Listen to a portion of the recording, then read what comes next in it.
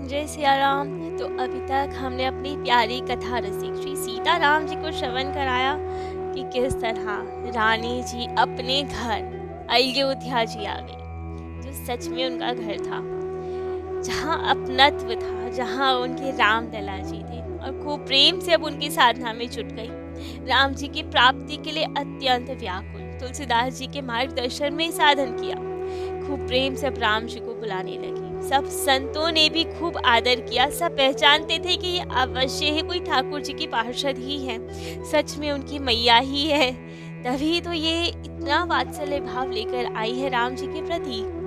और यहाँ मधुकर शाह जी, अब रानी तो चली गई अयोध्या जी, मधुकर शाह जी के मन ना लगे अब ओरछा में। वे आना चाहते थे वृंदावन, वृंदावन की ओर चले, लेकिन अब उनका मन ही ना लगे, ना भक्ति में ना कृष्ण भगवान में ही। अब उन्हें अपने जो ठाकुर जी से इतना प्रेम था कि स्वरूप दर्शन करते ही आंखों से प्रेम अश्रु बह उठते थे। आज उन्हें वो ठाकुर जी एक विग्रह स्वरूप में दिखने लगे थे। प्रेम का हृदय में प्राकट्य ही नहीं हो रहा था, ना प्रेम अश्रु निकल रहे, ना भाव जग रहे। ये क्या हो रहा है? हमारी भक्ति में इतनी न्यूनता कैसे आ रही है? हमें प्रेम क्यों नहीं जाग रहा ठाकुर जी के प्रति? बहुत परेशान क्या हो रहा है? ना हम नाम जप कर पा रहे हैं, ना उनसे लाड़ लड़ा पा रहे हैं, ना उनकी कोई लीला चिंतन हो पा रही है। हमें क्या हो रहा है? ये सब बड़े दुखी जैसे तैसे मन से आए वृंदावन। यहाँ सबके दर्शन किए, अपने गुरुदेव हरिराम व्यास जी के पास आए, सब व्यथा बताई कि गुरुदेव पता नहीं क्या हो गया है, ना हमें कोई अब लीला चिंतन होता, ना ठाकुर जी के दर्शन होते, ना उनका नाम लेते ही प्रेम जगता हृदय में। हो क्या रहा है? हम बहुत दुखी हैं, हम प्यार ही नहीं कर पा रहे अपने ठाकुर जी से, लाड़ ही नहीं लला पा रहे उन्हें। ऐसा क्या हो गया हमें? ठाकुर जी के बिना कैसे जिए? समझ नहीं पा रही क्या हो रहा है। हमारे ठाकुर जी हमसे रुष्ट हो गए क्या? तब तो व्यास जी ने कहा, अरे ये तो तब होता है जब कोई भक्त अपराध बना हो। क्या किसी भक्त को दुखी किया तुमने? क्या किसी भक्त का अपराध बना? तब तो इन्हें याद आया, हाँ गुरुदेव, ऐसा तो हुआ है। हमने रानी गणेश देवी जी को बहुत दुख दिया, महल से निकाल दिया उन्हें कहा कि तुम अयोध्या जी जाओ। उन्हें जबरदस्ती कृष्ण भक्ति करने को कहा, मना करने पे उन्हें अयोध्या जी भेज दिया और कह दिया बिना अपने राम जी के मत आना। हमने राम जी का भी अपमान किया, अपराध तो बहुत बना है हमसे, लेकिन अब क्या करें? कोई उपाय नहीं। अब क्या? हमारे ठाकुर जी हमसे रूठ गए हैं क्या? जो किया उनके लिए ही तो किया। हम तो चाहते थे ना कि वे भी हमारे साथ कृष्ण भक्त बन जाए और दोनों मिलकर कृष्ण जी की उपासना करें, श्रृंगार रस से खूब प्रेम भाव से भक्ति करें। वे माने ही नहीं, तो ऐसा हो गया हमसे क्रोध में। अब क्या करें? कैसे प्रायश्चित करें? तब तो व्यास जी ने कहा, प्रायश्चित तो आवश्यक है। अपराध तो हमसे भी यही हुआ था, हमने भी तो उन्हें फोर्स किया था ना कि कृष्ण भक्ति करो, लेकिन तुमने भी वही किया। तुमने बहुत अपराध कर दिया, एक भक्त को दुखी कर दिया, इसलिए ही ठाकुर जी तुमसे रुष्ट हो गए। अब तो राजा बहुत दुखी, रात की नींद उड़ गई कि कैसे प्राप्ति हो वापस से कृष्ण की। तब तो एक दिन रात्रि का समय, नींद नहीं आ रही थी, केवल ऐसे ही लेटे हुए थे, हल्की हल्की तंद्रा सी थी। तभी ठाकुर जी ने, स्वयं भगवान श्री कृष्ण जी ने उन्हें दर्शन दिए। वे उठ भी नहीं पाए, केवल सुन रहे थे, आधी आंखें खुली आधी बंद। केवल पता लग रहा था कि ठाकुर जी आए हैं, दर्शन दे रहे हैं, आवाज सुनाई दे रही थी ठाकुर जी की। अब तो श्री कृष्ण जी ने प्रकट हुआ और कहा, हे राजन, तुमने बहुत अपराध किया है। गणेश देव जी बहुत बड़ी भक्ता है, तुमने उन्हीं को दुखी कर दिया, इतना दिल दुखाया हो उनका। मैं भी उनकी भक्ति से बहुत प्रभावित हूँ, मैं तो सदैव उनकी ओर झुका रहता हूँ। तुम्हें बहुत अभिमान हो गया है अपनी भक्ति का शायद, इसलिए तुमने ये सब किया। तुम और तुम्हारे गुरु दोनों से अपराध बना है।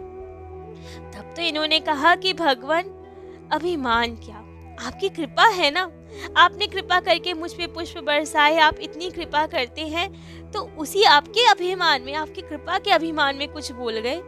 तब तो ठाकुर जी ने कहा, तुम्हें क्या लगता है तुम्हारे लिए पुष्प वर्षा हुई थी?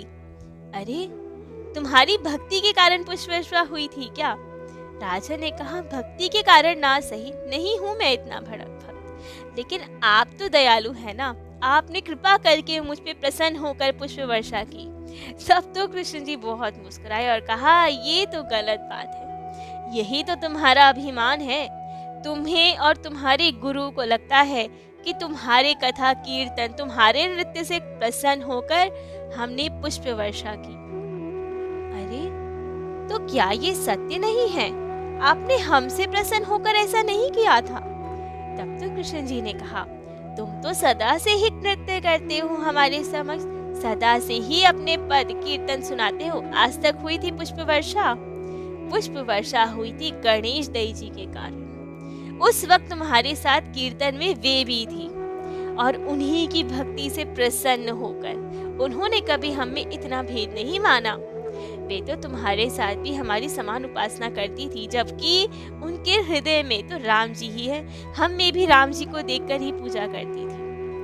उनकी भक्ति को देखकर, उनसे प्रसन्न होकर हमने पुष्प वर्षा की थी, जिसका अभिमान तुम्हें हो गया और तुमने इतना बड़ा अपराध कर दिया। परम भक्ता गणेश दई जी को दुख पहुंचा दिया, बहुत दुखी किया तुमने, उन्हें बहुत रुलाया। तुम्हारे से अब बहुत बड़ा अपराध हो गया, इसलिए ही हम तुमसे दूर हो गए हैं। तुमने ये समझा कि वे हमारी बुराई कर रही हैं, उन्होंने तो कभी हमारी आलोचना नहीं की। वे तो तब भी प्रेम कलह कर रही थी, लेकिन आलोचना तो तुम कर रहे थे, विवाद तुम कर रहे थे, तुम्हारे हृदय में द्वेष था।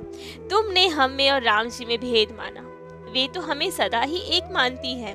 सब कुछ तुमने अपराध किया। अब तो राजा बहुत दुखी कि हमसे बहुत अपराध हो गया, भगवान हमें क्षमा करें, प्रायश्चित बताएं कुछ, लेकिन हमसे दूर ना होइए। तब तो कृष्ण भगवान ने कहा, ठीक है, भक्त अपराध हुआ है तो वही क्षमादान भी दे सकती हैं, उन्हीं की शरण में जाओ, तभी सब ठीक होगा। हाँ, अवश्य भगवान, अवश्य आपकी बात मानूंगा, उनकी शरण में जाऊंगा, क्षमा मांगूंगा। आप तो प्रसन्न होंगे ना? तब तो कृष्ण जी ने कहा, सब ठीक है, क्षमादान भी मिलेगा तुम्हें, लेकिन आज जितना बड़ा अपराध हुआ तो प्रायश्चित तो अब एक ही है। अब कहने को तो ये छोटा सा प्रायश्चित था, लेकिन किसी भक्त के लिए इससे बड़ा तो दंड कोई नहीं, जो आज भगवान श्री कृष्ण जी ने राजा को दिया। तो अब श्री कृष्ण जी ने कहा कि तुम्हारा प्रायश्चित अब यही है कि आज के बाद कभी भी तुम्हें मैं इस स्वरूप में दर्शन नहीं दूंगा, कृष्ण स्वरूप में दर्शन नहीं दूंगा। अब तो ये बात सुन के राजा तो रो पड़े, इतने ज्यादा व्याकुल हो गए कि ये कैसा दंड है प्रभु, ऐसे ना कीजिए, अपने से दूर ना कीजिए, ये तो सर्वोच्च दंड है, प्राण ले लीजिए लेकिन ये मत दीजिए, आपसे दूर तो नहीं रह सकते। कृष्ण जी ने कहा, तुमने भेद माना तो अब यही दंड होगा, तुम्हें अब हम कभी भी श्री कृष्ण के रूप में दर्शन नहीं देंगे, तुम्हें अब हमें और राम जी को एक ही मानना होगा। राजा लेकिन रोए जाए कि ऐसा ना कीजिए भगवान, आपके बिना जीवन नहीं रह सकता, आपके बिना तो एक क्षण क्या एक पल भी नहीं जीवित रह सकता, ऐसा दंड ना दीजिए। रो रहे हैं चरण पकड़ के, लेकिन आज कृष्ण जी नहीं मानने वाले। तुमने हमारी गणेश देवी को बहुत दुख दिया, उनकी भक्ति को बहुत ठेस पहुंचाई, उनके हृदय को बहुत ठेस पहुंचाई। तो आज से तुम हमें राम स्वरूप में ही देखो, वहीं पे अपना प्रेम जागृत करो। हम दोनों में कोई भेद नहीं है, वही राम जी है, वही कृष्ण जी है, क्यों भेद बुद्धि रखी तुमने? तो आज से राम रूप में ही हम तुम्हें दर्शन देंगे, उसी स्वरूप में हमारी भक्ति करो।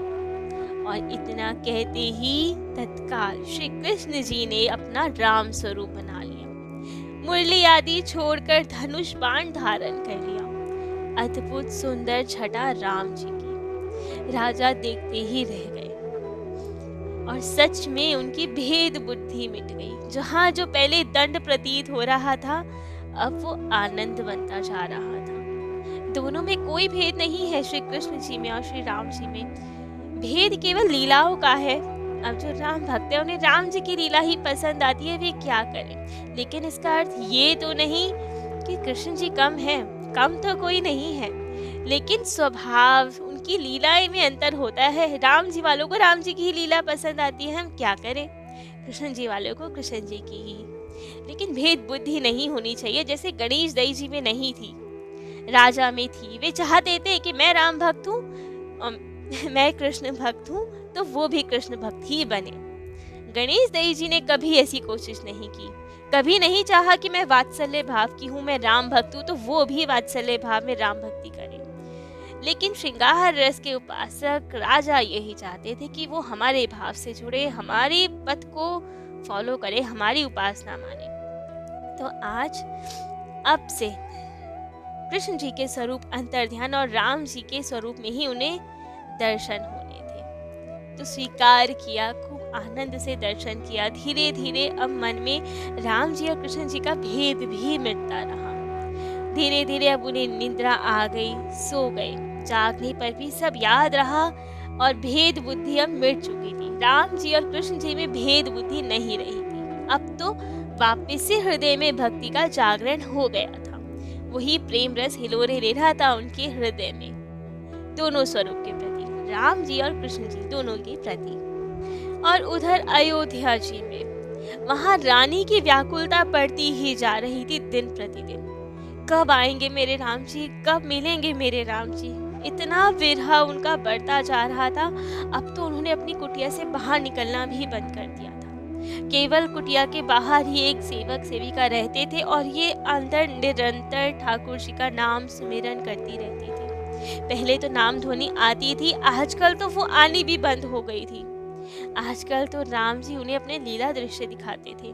वे राम जी से बातें करती थी, अपने लाल से बातें करती थी। अरे लाला काजल लगवा लो, अरे नूपुर तो पहन लो, अरे एक नूपुर गिर गया, एक और तो और खा लो, ऐसे क्यों भाग रहे हो, गिर जाओगे, संभल के भागो।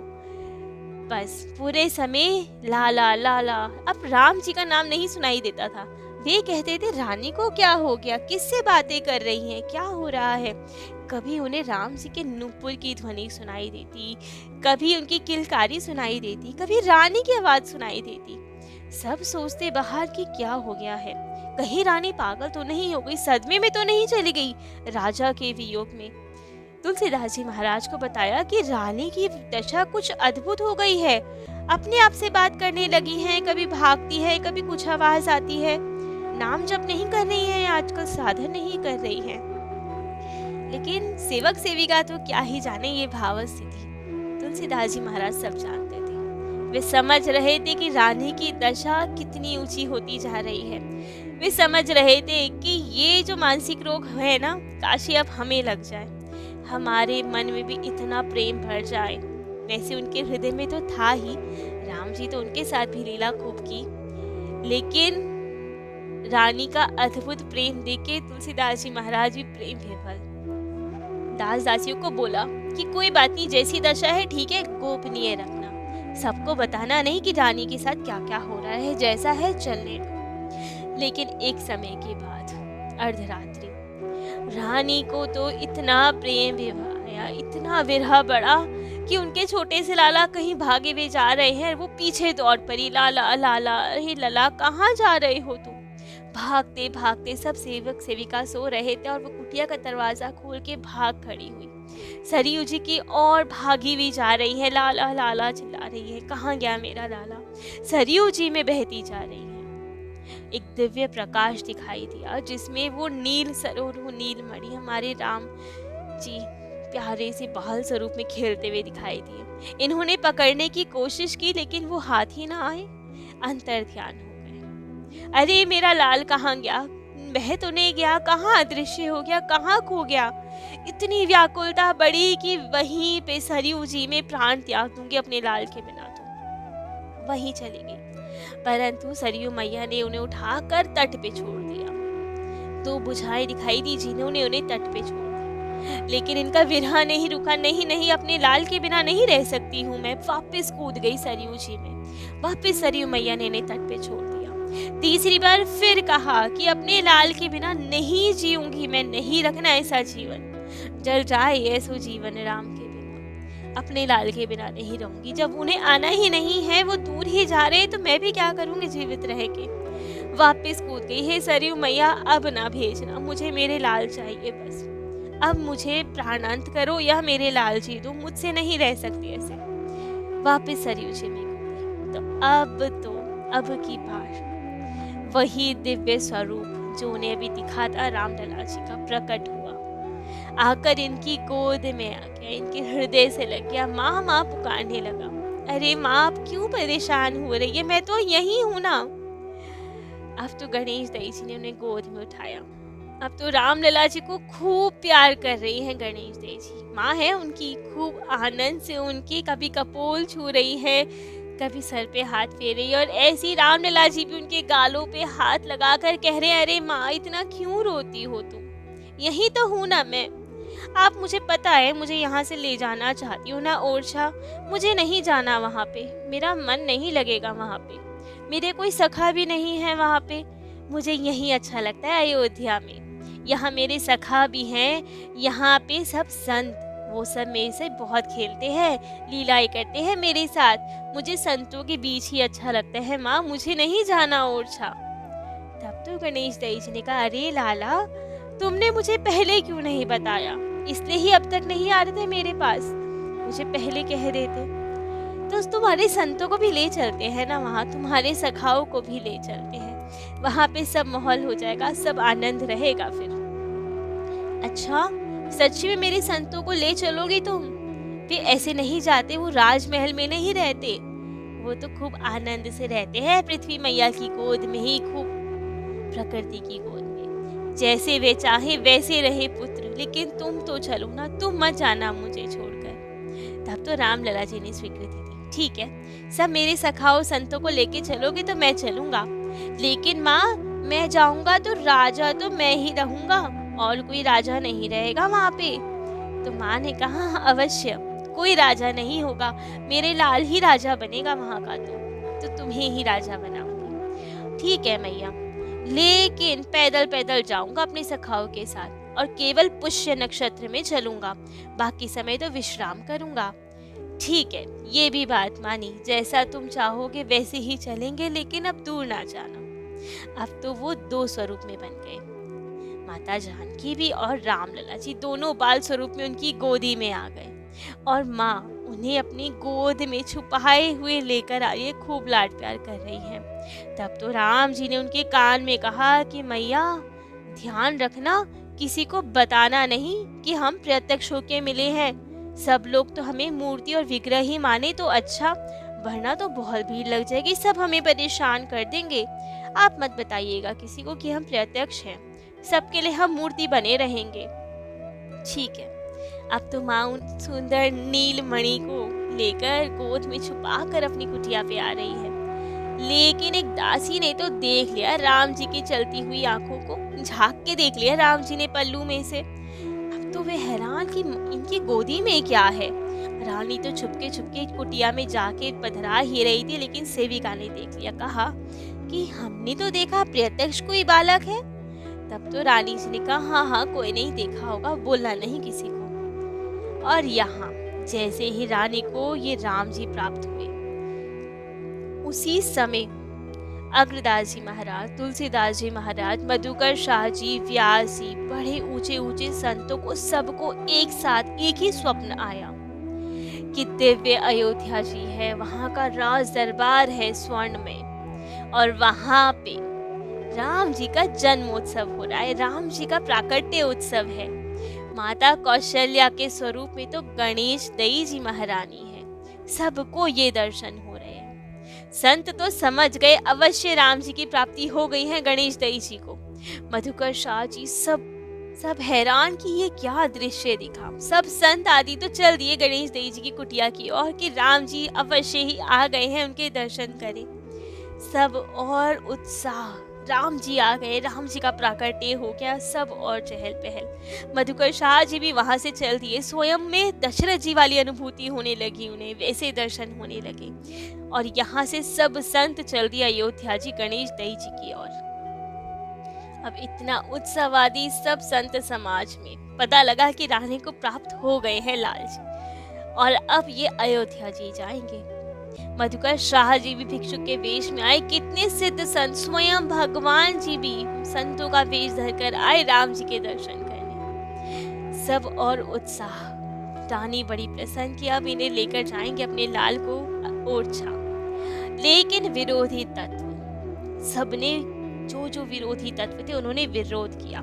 ऐसे कैसे हमारे राम जी को ले जाओगे आप?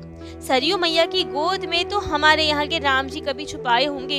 इतनी बार अटैक होते हैं, कनक भवन में कभी अटैक हुआ होगा या कहीं पे, और राम जी के विग्रह को छुपा दिया होगा, वही प्राप्त हुए हैं इन्हें। तो ये हमारे अयोध्या के राम जी हैं, ऐसे कैसे ले जाओगे? तब तो अग्रदास जी ने समाधान किया, सब बताया उन्हें कि ये यहाँ के विग्रह नहीं है। अयोध्या जी वाले, कनक भवन वाले कभी गए थे तो वो सरयू जी में नहीं छुपाए गए थे, वो आज भी वहीं पे सुरक्षित है। और ये जो है ये तो स्वयं ठाकुर जी ने प्रदान किए हैं इन्हें, ये इन्हीं के लिए ही आए हैं। हर तरह से समाधान किया गया और कहा गया कि ये तो ओरछा ही जाएंगे। अब इतने संतों की वाणी से तो विरोधी कुछ नहीं कह पाए, माननी पड़ी बात। लेकिन बात तो फिर वहीं अटक गई कि ऐसे कैसे राम जी अयोध्या जी को छोड़ के चले जाएंगे? हमारे राम जी क्या हमारे पास नहीं रहेंगे, ओरछा में रहेंगे? इसका समाधान कैसे हो? अवधवासी अपने राम जी को कैसे जाने दे? सारे तर्क चलो काट दिए अग्रदास जी ने, लेकिन भाव कैसे काटे? ऐसे कैसे अपने राम जी को अवधवासी अपने से दूर कर दें? क्या समाधान निकालेंगे इनका अग्रदास जी? ये सब हम अपने प्यारे कथा रसिक श्री सीताराम जी को कल श्रवण कराएंगे। आज के लिए इतना ही। जय जय श्री सीताराम।